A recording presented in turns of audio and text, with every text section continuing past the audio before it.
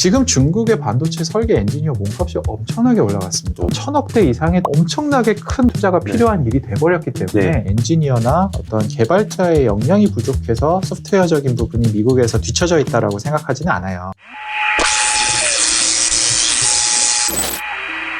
네, 안녕하세요.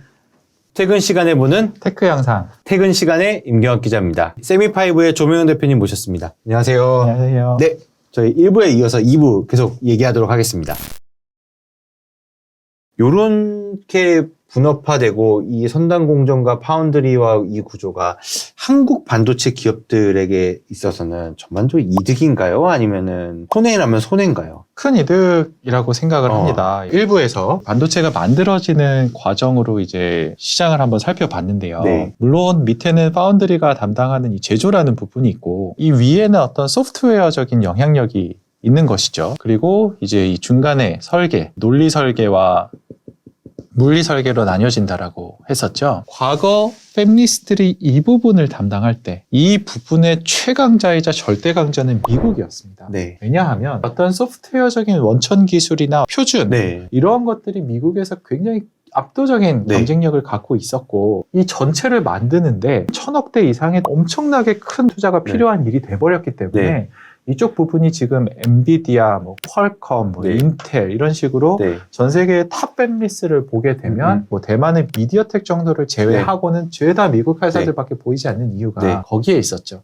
하지만 이제 그런 식으로는 생성형 AI나 아니면 IoT나 각종 지능화되는 디바이스, 자율주행 자동차, 다양한 반도체를 만들 수가 없기 때문에 이 부분에 더 쪼개지고 그리고 또 이 논리와 물리가 합쳐져서 이 하나의 설계 플랫폼화가 되면서 저희 한국 반도체 산업에 발생하는 두 가지 기회가 있습니다. 첫째, 이 소프트웨어적인 부분이 나뉘어지기 때문에 하나의 영역에서 니치에서부터 시작해서 주도권을 잡게 되면 새로운 플레이어도 얼마든지 경쟁력을 확보를 할 수가 있게 돼요. 예전으로 따지면은 저희 수능 볼 때 국영수, 사탐, 과탐 다 잘해야 되는데 지금 교육과정 바뀌었듯이 이제 과목이 세분화되고 하나만 잘해도 좋은 대학 갈 수 있는. 그렇죠. 그래서 이 하나하나의 니치에 대한 기회가 생겼다. 그리고 논리적인 부분이 이 소프트웨어에 붙어 있었었는데 이제 그렇게는 안 되고 논리와 물리를 같이 엮어서 플랫폼을 해야 되기 때문에 그러면은 이 부분은 논리 설계 부분의 경쟁력과 전문성도 필요하지만 결국에는 이 제조 인프라스트럭처랑 연결이 되어 있는 물리설계적인 영역의 전문성도 필요하거든요. 전 세계에서 선단 공정을 할 수 있는 3개뿐인 회사 중에 하나가 한국에 있지 않습니까? 그렇기 때문에 이 한국이 이 물리적인 설계 역량을 기반으로 전체 설계 플랫폼을 가져갈 수 있는 이 소프트웨어적인 부분은 고객사한테 맡기더라도 이 전체에서 가치를 가져갈 수 있는 이러한 어떤 설계 플랫폼 회사로서의 기회가 생깁니다. 그래서 이 소프트웨어적인 니치 부분 그리고 새로운 설계 플랫폼의 통합 부분 이 두 가지의 기회가 대한민국 반도체 산업에 굉장히 좋은 기회로 발생하고 있습니다.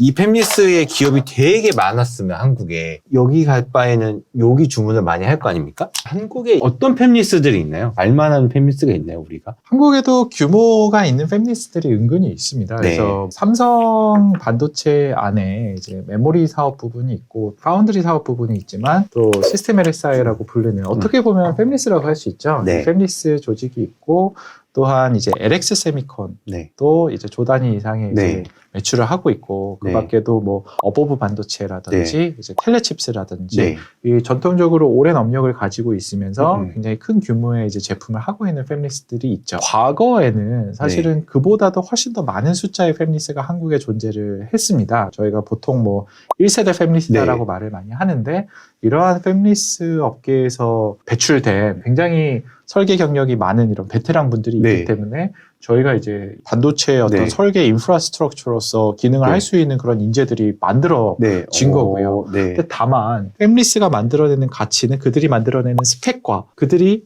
만들어내는 논리 설계 이 두 개가 가치라고 볼 수 있는데 아쉽게도 과거의 팹리스에서는 이 어떤 소프트웨어적인 부분, 이 스펙을 주도하는 부분보다는 굉장히 잘 설계를 빨리 효율적으로 해내서 굉장히 작은 사이즈로 같은 기능을 하는 저렴한 반도체, 경제적인 반도체를 많이 만들어내는 부분이 굉장히 그쪽에 치우쳐져 있는 밸류가 되어 있었거든요. 네, 네. 그래서 그때는 그것이 맞는 전략이었지만 네. 스마트폰이 나와서 모든 칩들이 통합이 되고 공장이 올라가면서 네. 개발비가 비싸지고 무엇보다 이제 중국의 팹리스 업계들이 훨씬 더 저렴한 싸고 빠르게 만드는 그렇죠. 거를 이제 한국이 잘했었는데 그동안 더 잘하는 중국 업체들이 많이 늘어나군요. 맞습니다. 물론 한국의 팹리스들도 독자적인 기술력, 네. 뭐 예전에 이제 어떤 비디오 처리라든지 그런 네. 부분에 독자적인 기술력을 갖고 있는 업체들도 많이 있었었지만 네. 근본적으로 중국 업체들이 그 부분에서 쫓아올 때 그 경쟁력의 격차를 유지할 만한 힘이 네. 좀 모자랐었던 거죠. 그때 그걸 유지를 했었으려면은 투자도 엄청나게 네. 들어갔었어야 되는 것이고 네. 우리의 어떤 산업의 소프트웨어적인 파워도 컸어야 되는데 그게 네. 따라주지 못했기 때문에 네. 이제 1세대 팹리스에서 많은 부분이 축소가 된 그러한 어떤 물량 안타까운 공세는 부분이 있었었던 것 중국이죠. 같습니다. 예. 우리가 어떻게 하면은 요런 설계를 잘하는 기업들이 막 많이 나타날 수 있나요? 먼저 이 소프트웨어적인 부분, 어떤 반도체 소프트웨어 영역에서 니치를 잡을 수 있는 플레이어들을 많이 발출을 시켜야 됩니다. 네. 엔지니어나 어떤 개발자의 역량이 부족해서 소프트웨어적인 부분이 미국에서 뒤처져 있다라고 생각하지는 않아요. 네. 다만 과거에 이 어떤 통합되어 있는 어떤 특허나 표준의 세상에서는 미국의 전체적인 인프라가 너무나 강력했었던 거죠. 굉장히 큰 역할을 할 수 있는 그런 전문적인 인력이 많이 한국에도 있습니다. 그러면 네. 첫째는 그런 사람들이 많이 도전을 하게 만들어야 되는 거죠. 네. 두 번째는 설계 플랫폼입니다. 왜냐하면 이걸 아무리 100명의 어떤 뛰어난 개발자가 나도 팹리스 해야지 하고 창업을 해도 하나의 칩을 만드는데 예를 들어서 500억이 들어간다. 3년이 걸린다. 그 500억이 들어가고 3년 가는 프로젝트를 우리가 그런 100개의 스타트업을 다 투자할 수는 없어요. 그런 아니, 자원이 없거든요. 칩을 설계만 하고 만드는 걸 삼성이나 TSMC에 맡길 때도 몇백억 단위의 돈이 맞습니다. 들어가는군요. 과거처럼 이 논리 설계의 모든 부분을 프로젝트마다 개별적으로 하게 된다면 네.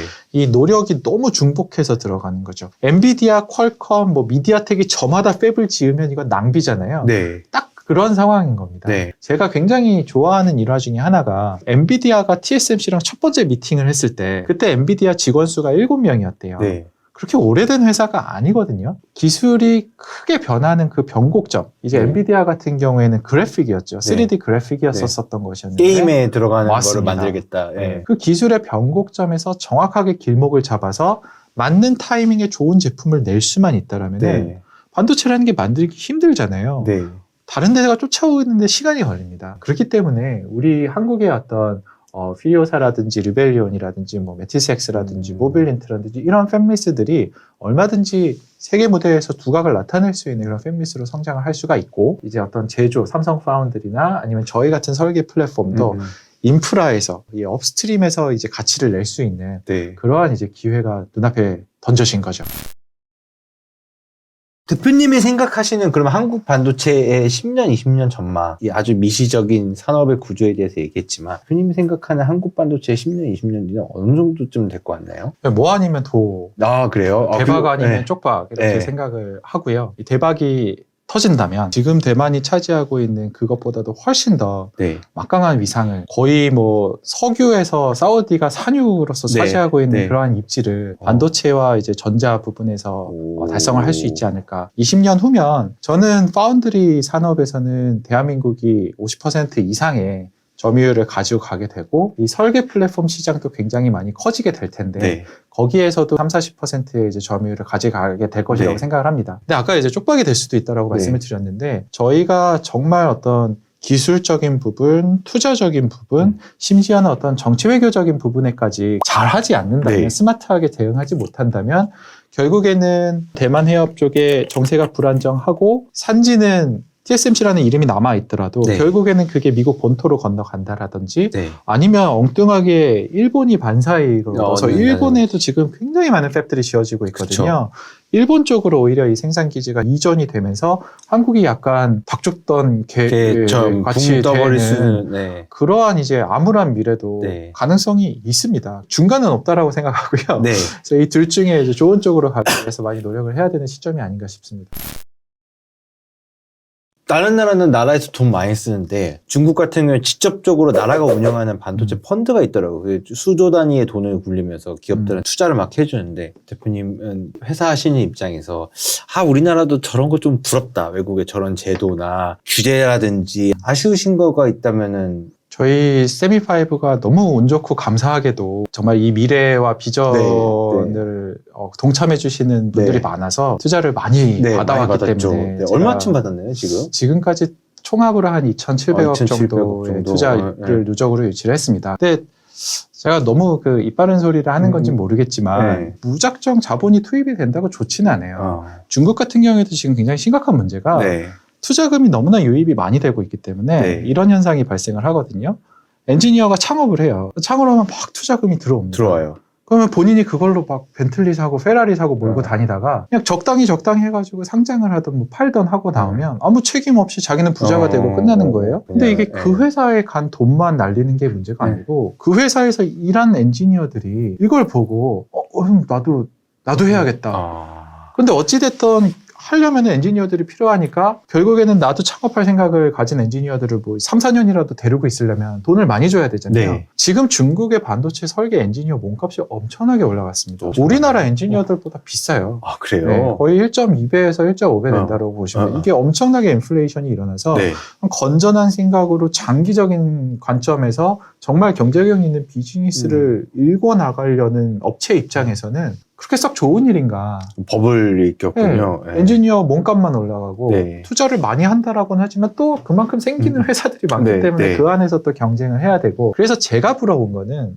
물론 투자 금액이 커지면 좋긴 한데 단순히 그 금액만 커져서 될 일이 아니라 그거를 어떤 장기적인 관점과 어떤 철학과 플랜을 가지고 인프라면 인프라, 어플리케이션이면 어플리케이션, 플랫폼이면 플랫폼 이렇게 조화롭게 생태계를 구성하는 관점에서 투자가 이루어져야지 뭐 갑자기 어느 날은 막 축구가 유행해서 축구에 확 쏠리고 어느 날은 막 야구가 유행해서 야구에 쏠리고 이런 식으로 하는 것보다는 투자 산업 자체와 또 정부에서도 어떤 컨트롤 타워의 기능이 있어서 대만의 경쟁력을 이뤘었던 게 사실은 생태계라고 생각을 하는데 그 생태계를 이룰 수 있는데 누군가가 역할을 해줬으면 좋겠다 그런 생각은 많이 하고 있습니다.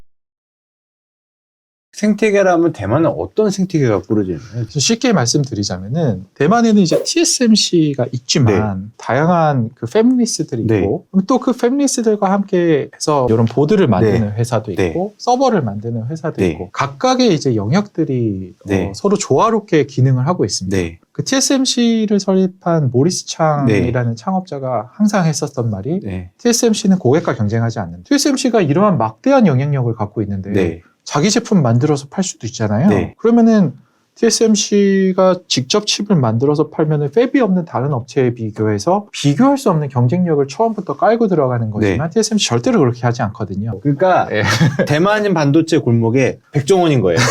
그 골목에 이제 대표 딱 하고 있으니까 이제 옆에 이제 작은 가게들을 열었는데 그 가게들이 다 잘 되는 거군요. 전체적인 어떤 역할과 협동 그리고 흔히 상생으로 표현을 하죠. 얘가 잘 되면 얘가 잘 되고 또 얘가 잘 되면 얘가 잘 되는 그런 구조의 어떤 산업 구조가 만들어지면 굉장히 좋지 않을까. 세상에 셋밖에 없는 게 우리나라에 하나가 있잖아요.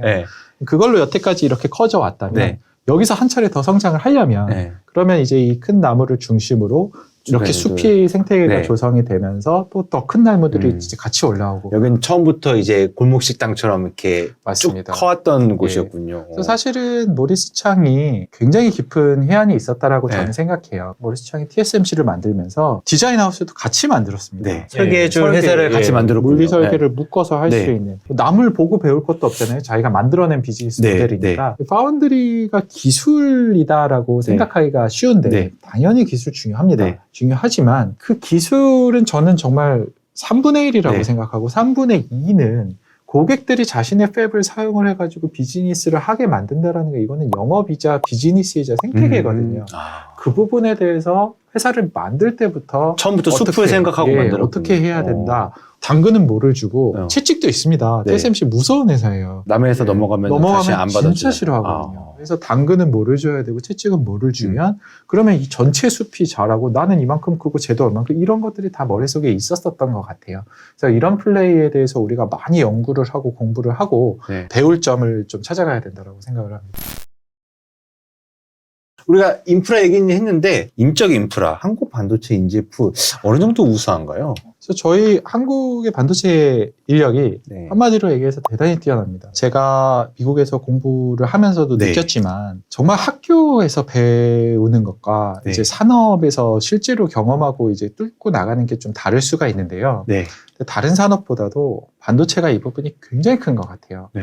제가 MIT에서 박사를 했을 때 네. 만들었었던 칩이 180이라고 오. 나와 0.18이라고 네. 부르는 네. 네. 굉장히 오래된 공정에서 칩을 만들어 본 적이 있는데 그때 이미 삼성에서는 굉장히 선단 공정에서 이 네. 공정 자체뿐만이 아니라 설계까지 네. 산업에서 실제로 해보지 않으면 얻을 수 없는 그러한 어떤 지식과 경험을 쌓은 막강한 군대가 네. 이게 만들어져 있었기 네. 때문에 굉장히 강력한 인적 토대가 있다라고 네. 보셔도 무방하고요. 네. 다만 이제 아쉬운 부분이자 숙제는 아까 말씀드렸다시피 어떤 1세대 팹리스의 어떤 비즈니스 규모가 여러 가지 이유로 축소가 되면서 허리가 없어져 있는 네. 상태입니다. 예를 들어서 한 10년이나 15년 차 이상의 베테랑이다. 15년 차 이상만 모여봐. 그러면은 어느 나라가 우리나라를 이길 수 있을까 싶지만 네. 그 뒤로 이제 인력풀이 줄어져 있는 상태이기 때문에 많은 문제가 있어요. 네. 그래서 이 허리 부분을 급하게 이제 보완을 하기 위해서 좀 여러 가지 아이디어가 필요한 상황입니다. 저희 2부에서는 조명현 대표님 모시고 한국 반도체 생태계 그리고 경쟁력 앞으로 어떤 것이 과제인가에 대해서 종합적으로 얘기를 해봤고요. 다음 연사로는